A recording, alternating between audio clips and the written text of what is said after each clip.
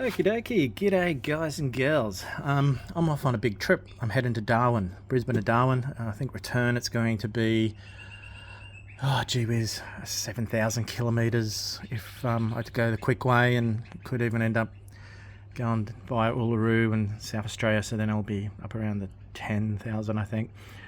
So anyway, I've got this nice tyre on, and I love this tyre. It's really good fun in the dirt. This is the Desert HT. Now, I've only done, probably 2,000 Ks on this, if that, and I will destroy this tyre if I try and ride it that many Ks, and it'll just be a complete waste. It'll be hell. So what I'm going to do is I'm going to pull it off now and put it aside, put it back on when I get home, and I've got myself one of these. Now this is the Motoz GPS. And these are all right. These are really good actually for Australian conditions, the long haul rides. So this particular tyre can be fitted in a forward and reverse setup. So if I put it on the bike like this, with it sort of flying this way, this is called the road configuration. But you can also fit this tyre around backwards like this, and then you're getting more bite off-road, and this is the off-road configuration. So I'm going to fit it like this because we are hoping to get as much off-road as we can. Now what you're going to get with a tyre like this is you've got this, because we're going to be doing thousands of kilometres in a straight line basically for a lot of the trip. So we've got this solid rubber bit here, and I'm hearing stories of people getting 18,000 kilometres out of this tyre. So I've had them on bikes before, and I've sold the bike well before the tyre wore out, so I've never actually got to the bottom of one of these. So they're a good thing. I'm excited because it's, it can be really noisy riding on one of these things, and doing thousands of Ks on a knobby. It's just insanity. So this is going to be nice and quiet. I've still got the stock tyre on the front, which is the Karoo 3. It's going to be alright too, I think. It'll be an easier tyre to track down along the way, I think, if I need a tyre, because it's just the standard 90-90-21, so it's not going to be a big deal. But anyway, so I'm going to film this. I'm going to pull this off. I'm going to use my tyre changer, and then I'm also going to use my new tyre putter-onerer. So you'll see that in a sec. And it's quite cool. It'll help get the tyre up over the bead, all over the rim to get on. So anyway, watch your space. I'll be back in a sec. Okay.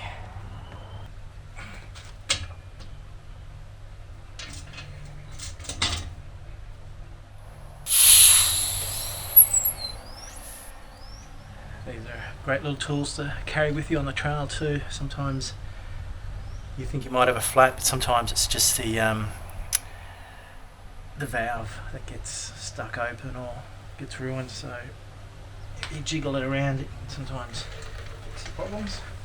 Okay, so these are great for breaking the bead.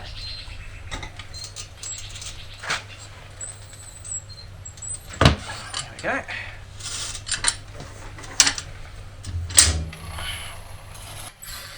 If you're ever out on the trail and you obviously won't have one of these machines, and you need to change a tubeless tyre, the tubeless ones can be really hard to get off, so you can use the actual stand of another bike.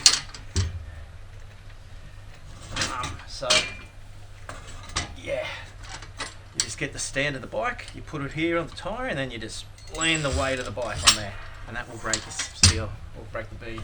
See this bead's already broken now, so I'm good to go there. Not having a tube too, you don't have to worry about pinch flats, so that's a great thing.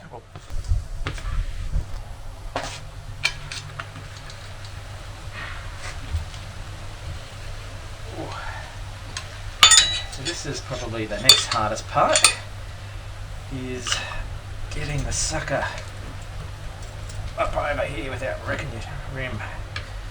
There you go. I find it good if you've got 3 of these things, and I had 3, I just don't know where the other one's gone. I might have left it on the track. 4's even better, but you can do the job easy enough with 3.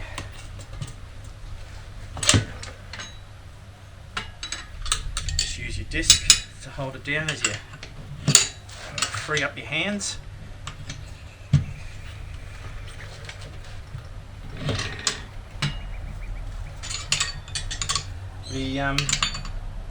This changing tyre business can be pretty daunting to start with. I'm getting, I used to be the guy that take it to the bike shop all the time and get them to do it. And sometimes I do get stuck doing them at home where, for whatever reason, something's going on and I just can't get it. But it hasn't happened for a while. In that case, I'll take it to a bike shop. But you get more and more confident doing this sort of stuff if you just do it at home. And it's good to do at home so you get the confidence to do it on the track.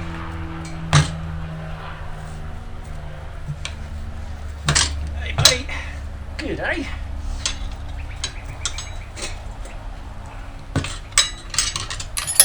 It's a menagerie of animals.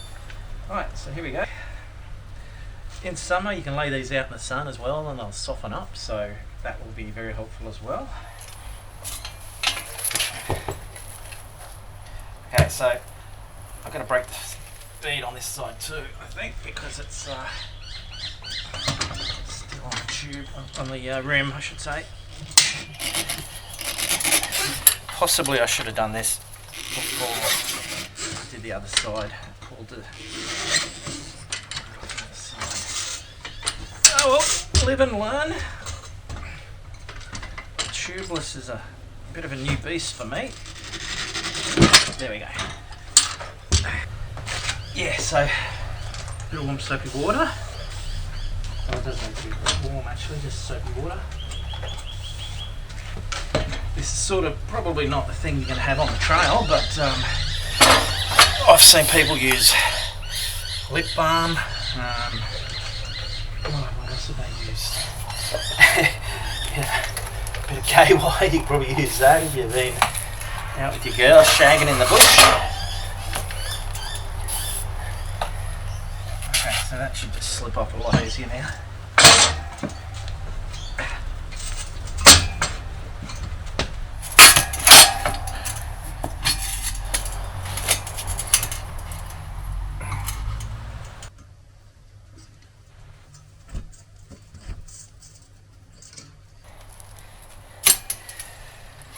Needless to say, you don't want to do this on the track if you don't have to. With a tubeless tyre like this, they tend to be thicker sidewalls, so they are harder to do on the track. Here we go. The only time you'd probably want to take it off would be to like try and do a sidewall patch or something, or put a tube in if you're desperate, if you had a situation there. So anyway, you just got to put a bit more yakka into a tubeless tyre than you would a tube tyre. Right, good stuff. So we keep this boy, we want to put him on when I get home.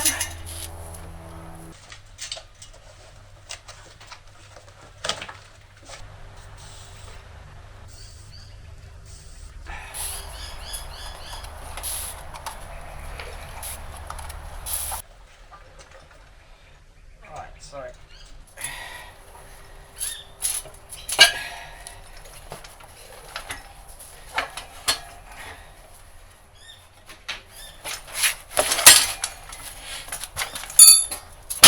okay, that's the easy part. So I'm just going to put a bit more soapy water on this.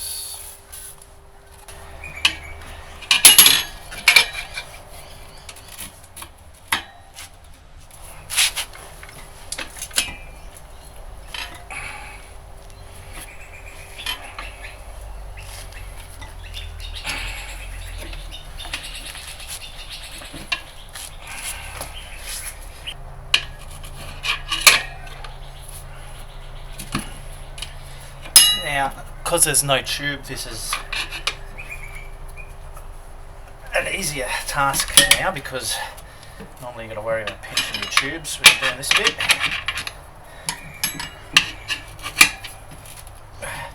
Now this last bit you've got to do really small little bites, you can't do big bites. Right, So what we got here now is this situation where we've got to stretch this tyre, which is very thick sidewall, up all the way over here and get over here. And this is progressively getting next to impossible to get on. It's really hard.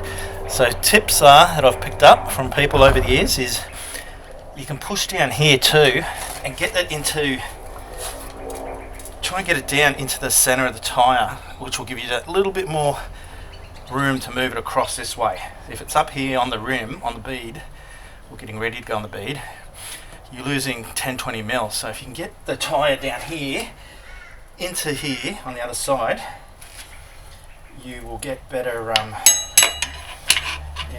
more success. That's probably, that's probably the best thing I've learned.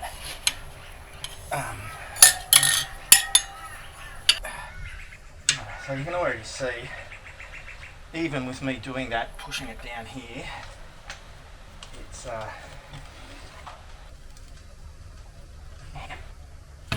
bugger. It's a real bugger of a job. So what I got is a special tool, and this is a little tool I want to show you all. Okay guys, so this little device here, it packs down and you just assemble it on the track or wherever you happen to be. And this is going to help me lever the tyre up over the rim. Now this particular one's made by Desert Fox. There is another brand that I've seen, the Baja one. Can't remember who makes that one, but it's a very similar design.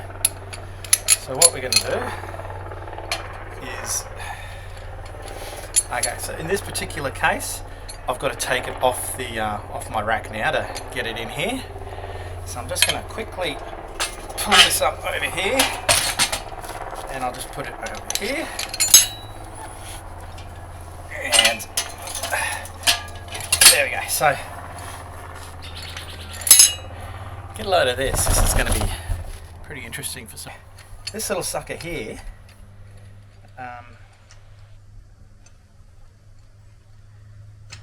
Get it over there, and then.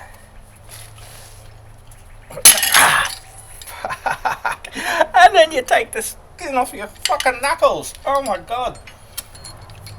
I'm not sure why that slipped through there like that. I must have done something wrong. Let me have another go at it.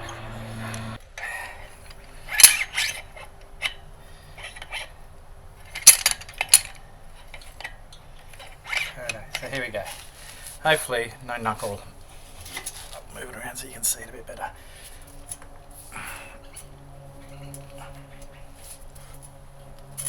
Oh my god. Okay, so even with this, you can see this is a major mission. I'm going to start by taking smaller bites. I think I'm taking too big of a bite. So let me try that. I haven't tried this on the Tubeless yet. I've only tried it on tubed. Like I said, tube tyres are a lot... this thing's fucked, guys. I can't believe it. I had really good success with it the first time I've used it. Okay, I think I need to wind this up more to push. Yeah, okay, to push it on. So it's got a lot of, it's a bit sloppy. So you do actually have to wind this on so it goes up and engages. Yeah, so I don't know if you can see that, but it goes up in more, and you need to actually wind it up to support it, to stop it falling down off the cogs. A little bit more soapy water. So it's a little fiddly, I guess. First time I used it was magical, and we weren't using the same amount of force as we're using here, and that's because it was a tubed tyre. Okay, so this is what I need to do here. I need to get the length. Okay.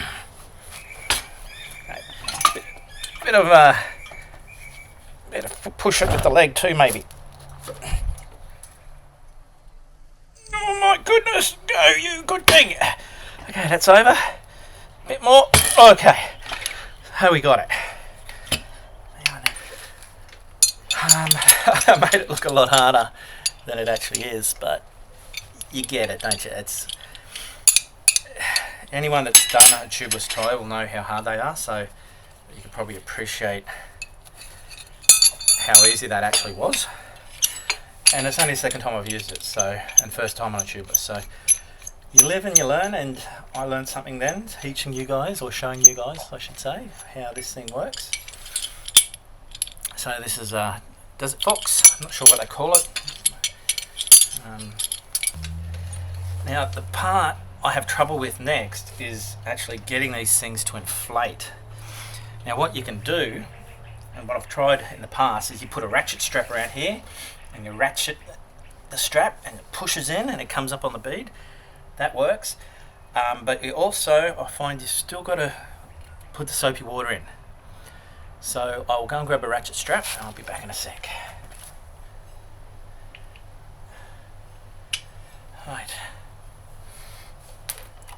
This needs a bit of...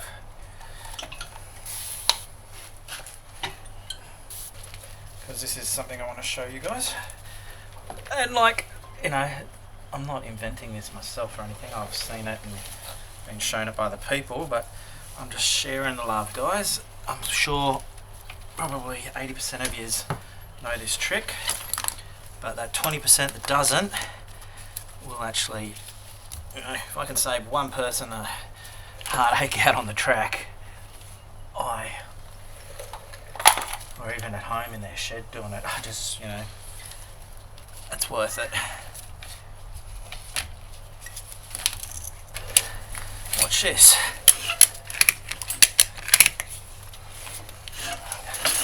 See, already up here you can see this is coming up. Right, let's try that. That's good work. Okay, that worked. Okay, and we see all the bubbles coming out.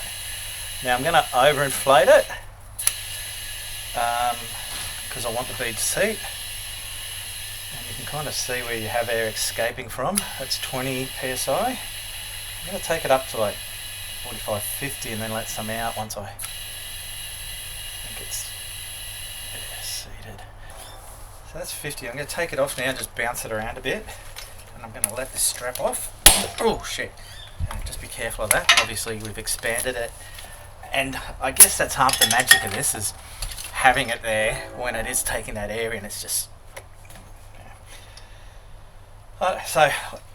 shit, damn it, cut myself again, shit.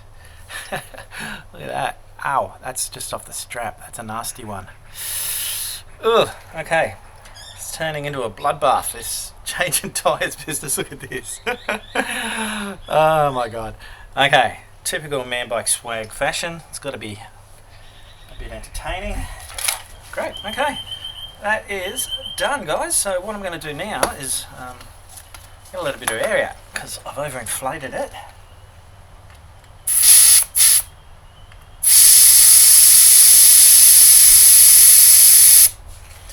Alright guys, so that's pretty much all I wanted to show you, is just the strap trick to help seat the bead out on the track if you're struggling. The soapy water trick, which is a new thing I've added, but it works really well just then, and it saved the day last time. I did a bit of research for that one.